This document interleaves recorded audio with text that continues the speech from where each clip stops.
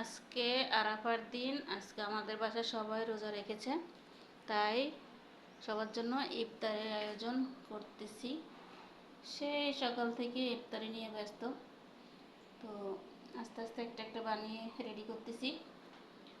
এই যে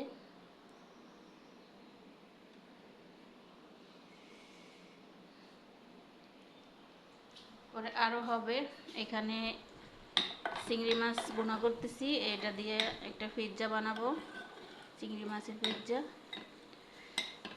এটা আলাদা টেস্ট, আলাদা রং, আলাদা দেখতে, সমস্ত কিছুই একদম অন্যরকম হবে এই পিৎজাটা। অবশ্যই করা হলে আমি দেখাবো আপনাদেরকে। আর এখানে শরবা বানাচ্ছি। এটা হলো শরবা, যেটা গম দিয়ে তৈরি হয়, গম আর ছাগলের মাংস। এখানে মাংস সিদ্ধ দিয়েছি।